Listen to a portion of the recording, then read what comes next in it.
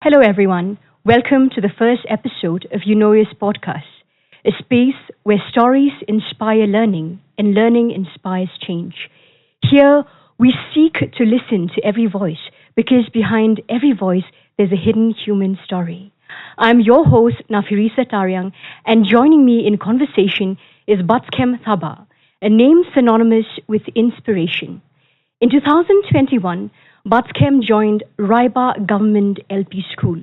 He was recognized for transforming an abandoned school and recently has been conferred with the Shiksha Graha 2026 award. Before the microphones come alive and the questions unfold, let us pause to remember why we are here. Education is not just the passing of examinations, it is something far deeper than that. It is the quiet awakening of the mind, the stirring of curiosity, the courage to ask questions, and the wisdom to seek deeper answers.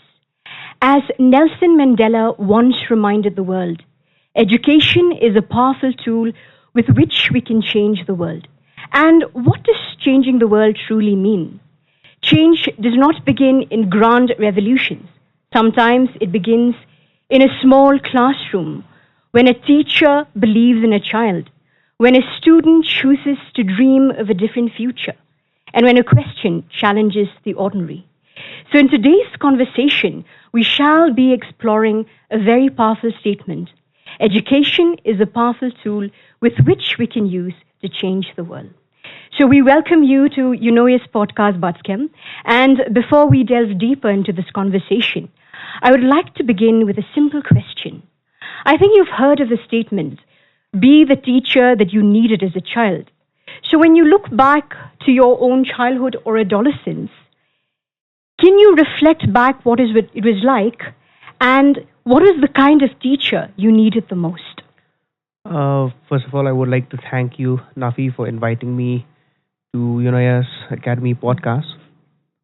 When I look back at my old days, or when I look back at my school years, I was one of those students who is very quiet, shy, and afraid to even raise my hand to answer the question who my teacher is asking.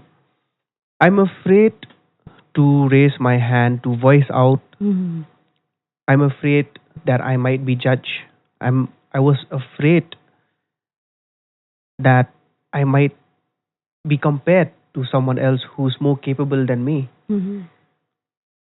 So when I look back, I wanted to be, I want a teacher who would understand me, who would support me, who would be kind, so that, most of the students who's like me could be seen, heard, and being understood.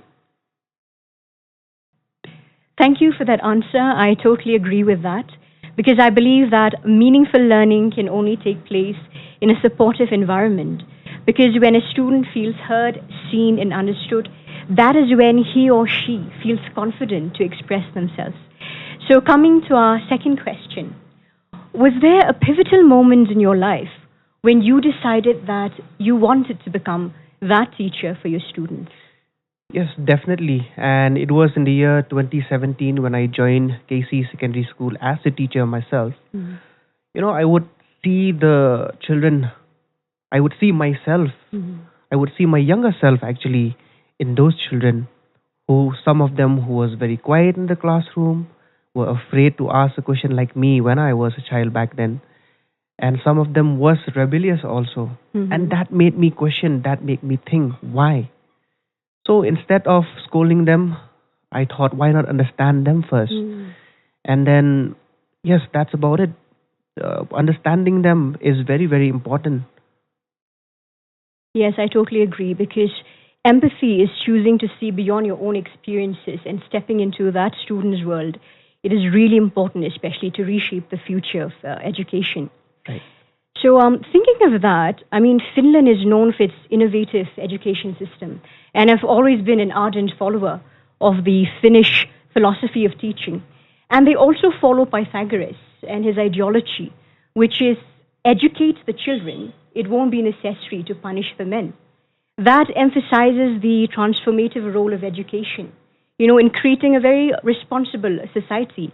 Do you agree with that, or what are your comments on that? Yes, I definitely agree with that. For me, that quote, it's very, very important. It doesn't mean actually where we control the children Mm. in a classroom where we don't really need to shout or scream at them or even send them out of the classroom.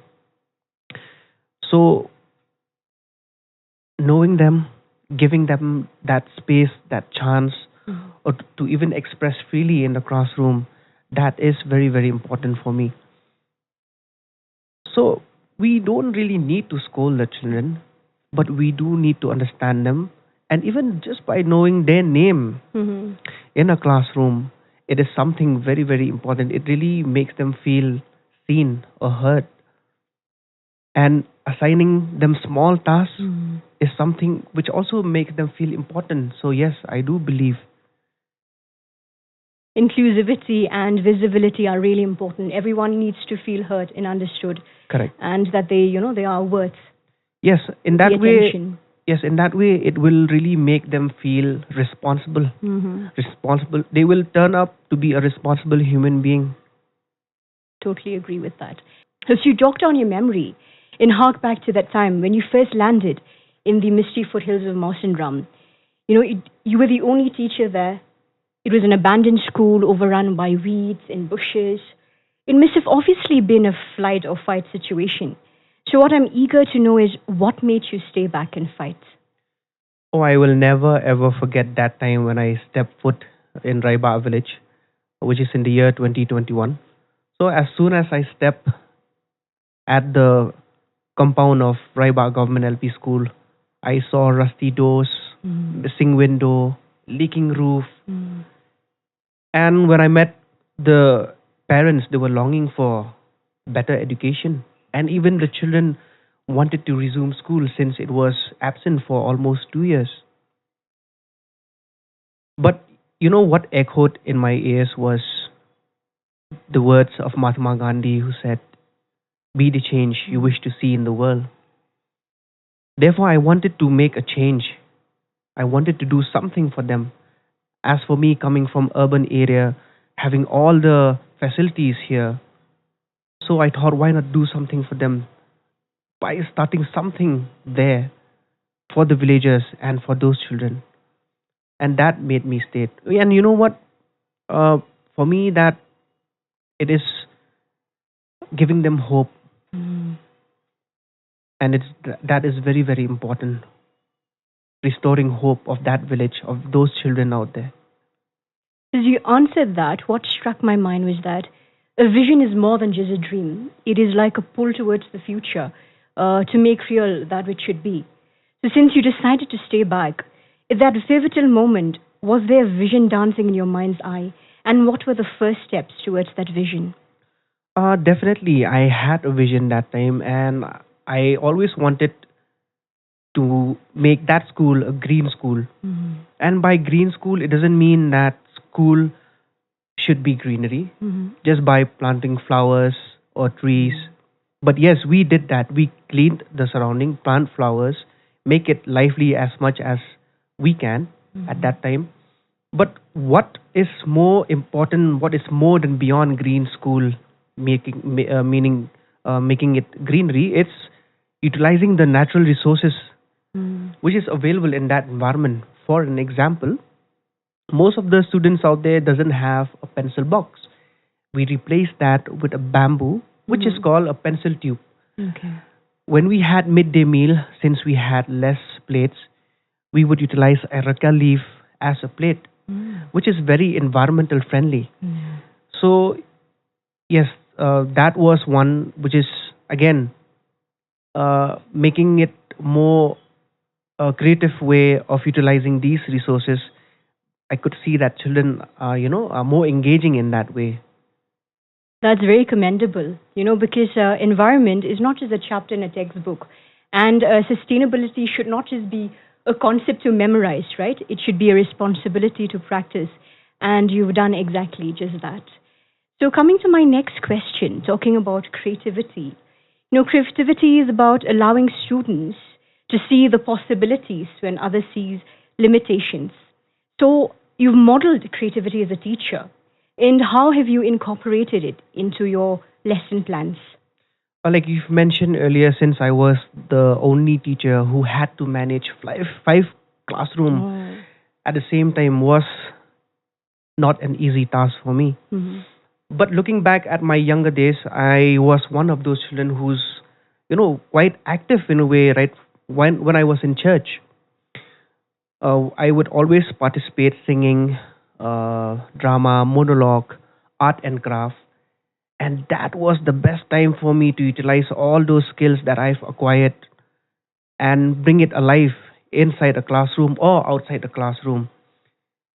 And we would sing phonics, we would play games when we learn vowels Mhm. and consonant. We would also utilize traditional games as TLM or teaching learning materials, Mhm. which really helps the students. So yes, creativity is something which really makes the children engage. It makes them want to learn and want to be in school. I totally agree with that because what I've been doing at the academy as well, I've realized that once you allow students a creative space, it emboldens them and it helps them to express themselves. Because at the heart of education, it's about awakening their curiosity and, allowing them to just think freely, to think outside of the box. I've also read somewhere about your nature walks and other such activities. And it reminds me of experiential learning, which is the need of the hour. Experiential learning is about stepping beyond the four walls of the classroom, and especially in the misty foothills of Mausanram, stepping into this breathing, living space. It's about awakening their understanding rather than memorizing facts. So, can you elaborate more on that? What you've been doing? It all started with me making a reel actually with Hmm. my students. I myself always love to, explore those places Hmm. whereby we were searching for wild and edible fruits at that time. Hmm. So I would always gather two or three children in exploring Hmm. or foraging those wild and edible fruits. By making a video, I thought, okay, this will really help the people who sees this video. Hmm. Not only help them, but help me also because I didn't know the scientific name of those fruits. So in that way, uh, that had developed a concept of nature walk. And when we collaborated with social work department from St. Edmund's College Hmm. under the leadership of Dr. Randolph Langsday, Hmm. we were able to structure that nature work in a proper way. And that time, the elders from the village would be came the teacher. Okay. We would take the classroom Hmm. outside by walking with Hmm. along with the nature and learn whatever it's there in that environment. So the elders would try to tell the children what they eat, how to use these wild and edible plants. Some of them are edible and some of them are medicinal. In that way, we were able to preserve or conserve the traditional wisdom of that place. Wow, it's like when curiosity meets real life, allowing the students to participate, to observe, and to grow through the journey itself. Um, so coming to my next question, I've realized that by talking to you, your teaching philosophy is very student-centric and focused on holistic development. How important is holistic development? Yes, I've always focused on holistic development, which is very, very important. So, education should not be or should not end only to read or write, Mm-hmm. but it should be something more than that. So, I would always give, make, I would always teach the children Mm-hmm. to have that sense of responsibility. In my school, the children are the ones who open the school, broom the school, or even arrange these benches. Mm-hmm. So most of the things are being done by the students themselves. And I would always teach them to behave like brothers and sisters in school. So I would always teach them team building games so that they know each other, so that they really respect each other, love each other. And in that way, it really binds them together as brothers and sisters. There was there is one case which happened, and that was when one of my students fell ill, and he was not able to come to school for around 6 months, and he was because he was not able to walk.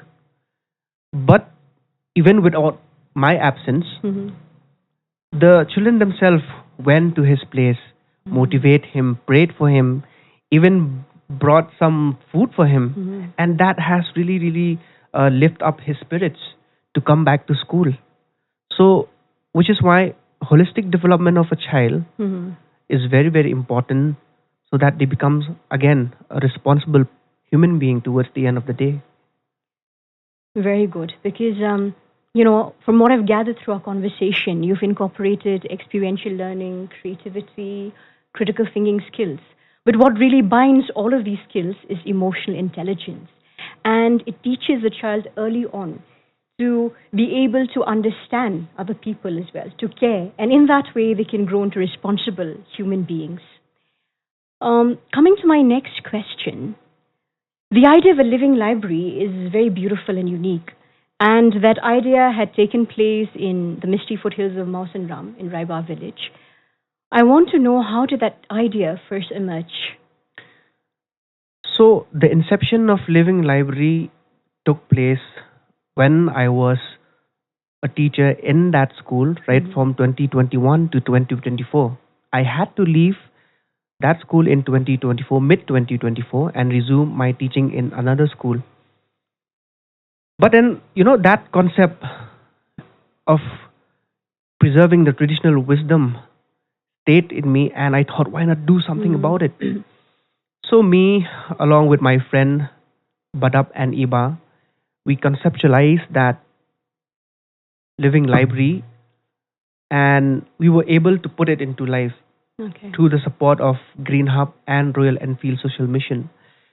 In Living Library, what do? Is we do a lot of activities such as storytelling session. In storytelling session is something where the elders are telling the stories towards these children. In that way, we were able to bridge the gap between the elders and the younger generation. Not only that, but even beekeeping session, because bee is very, very important in contribution towards our environment. Handicraft, traditional games, again traditional games such as Mao Point, where we stack these stones.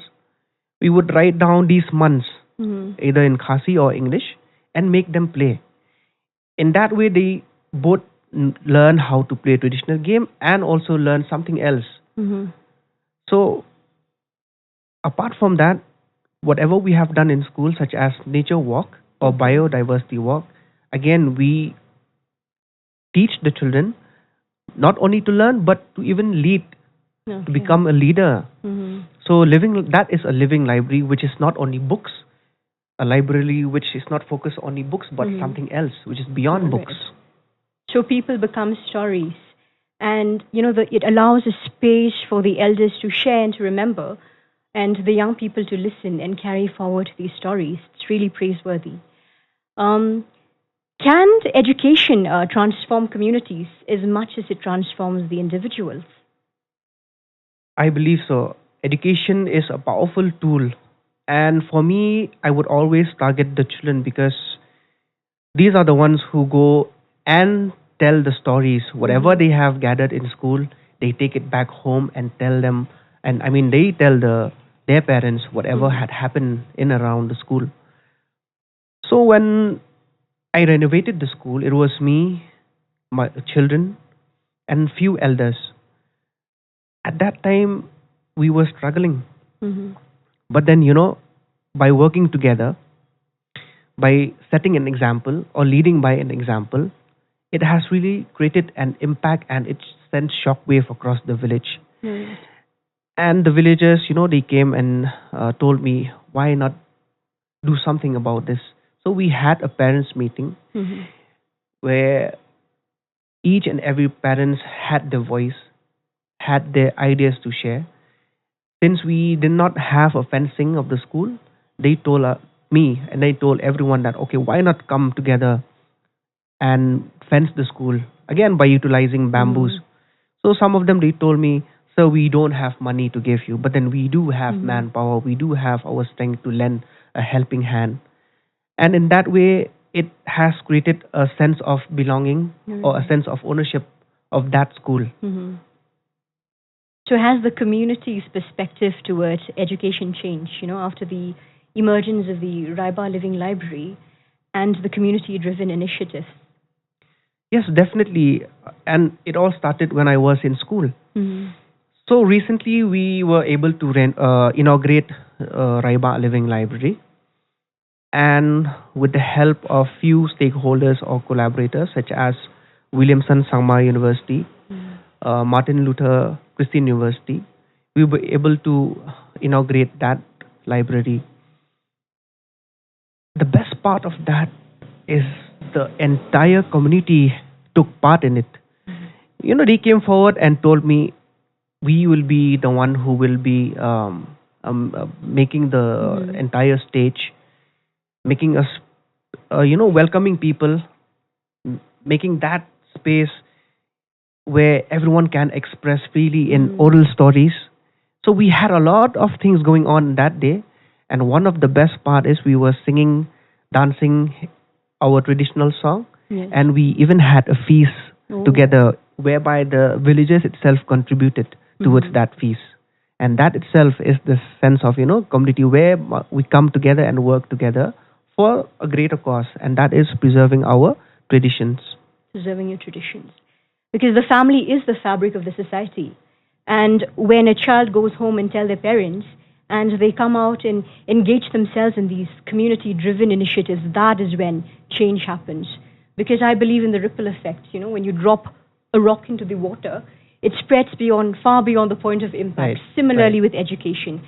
You change the mind of one child, one student, and then it goes far beyond that point of impact. So now we've come to the last question, which is really reflective. And if you could go back to that time and talk to your younger self sitting in that classroom, what would you say, and how would that message shape the teacher that you've become today? If I could go back and talk to my younger self, I would firstly hug myself. All right. Because I know that the journey, it's not easy. So I would motivate myself. I would tell my younger self, keep on believing, keep on working hard. Even though the journey might not be a smooth sailing one, but then set sail towards or beyond the horizon. The world is waiting for you out there. Thank you so much, Batskem, for carving out time to be with us here today. Thank you for sharing your valuable insights, your experiences, and for being an inspiration to everyone. His hard work, his vision, and dedication has shown us that, yes, education can be a tool for social change. So we've come to the end of today's conversation, and one message is clear. Teaching is not just a profession, it is a legacy. Every teacher carries the power to shape a student's confidence and the courage to dream. When educators choose to become the teacher they needed, classrooms begin to change, schools begin to transform, and slowly communities begin to see the power of education again. To our listeners, thank you for tuning in. This is Nafirisa signing off. Until next time, keep listening, growing, and forge ahead.